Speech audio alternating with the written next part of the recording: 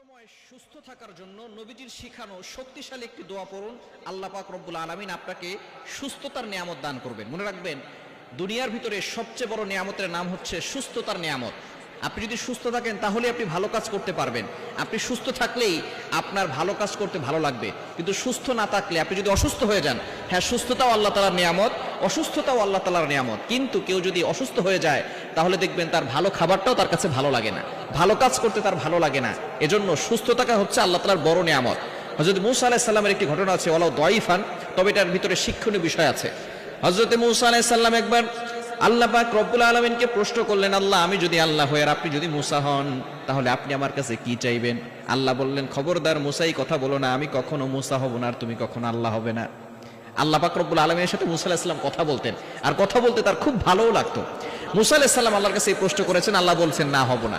আল্লাহ পাক রব্বুল আলামিনের কাছে মূসা আলাইহিস সালাম আবারও বললেন, আল্লাহ, যদি একবার হয়ে যায় তাহলে আপনি কি চাইবেন? আমি সেই জিনিসটা জানতে চাই। আল্লাহ পাক রব্বুল আলামিন বললেন, মূসা, আমি চাইবো সুস্থতার নিয়ামত। কারণ সুস্থ থাকলেই একজন মানুষ ভালো কাজ করতে পারে।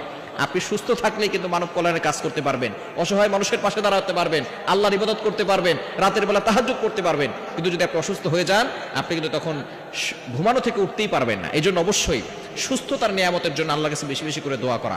নবীজি সাল্লাল্লাহু আলাইহি ওয়াসাল্লামের শিখানো এই দোয়াটি বেশি বেশি পড়বেন।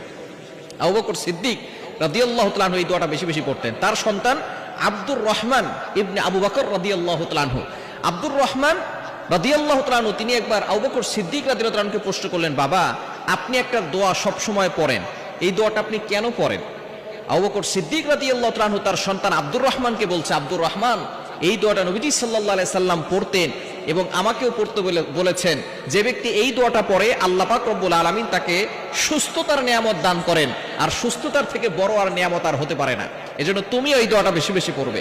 দোয়াটি হচ্ছে, আল্লাহুম্মা আফিনি ফি বাদানি, আল্লাহুম্মা আফিনি ফি সামঈ, আল্লাহুম্মা আফিনি ফি বসরি, লা ইলাহা ইল্লা আনতা। এই দোয়াটার ভিতরে এত শক্তি আছে যে আল্লাহ পাক রব্বুল আলামিন আপনাকে সুস্থতার নিয়ামত দান করবেন। এজন্য সুস্থতার জন্য আল্লাহর কাছে বেশি বেশি করে দোয়া করবেন। আমরা যখনই আল্লাহর কাছে দোয়া করি, আল্লাহ আমাকে একটা বাইক দেন, আল্লাহ আমাকে এটা দেন, আল্লাহ আমাকে ওইটা দেন, আমরা সুস্থতার নিয়ামতের দোয়া করি না। সুস্থতার নিয়ামতের দোয়া করবেন। হ্যাঁ, অসুস্থ হয়ে গেলে আবার হতাশ হয়ে যাবেন না। যারা মুমিন তারা কখনো হতাশ হয় না। Never lose hope, never give up. মুমিন কখনো হতাশ হয় না। মুমিন সব সময় আল্লাহর উপরে ভরসা করে থাকে।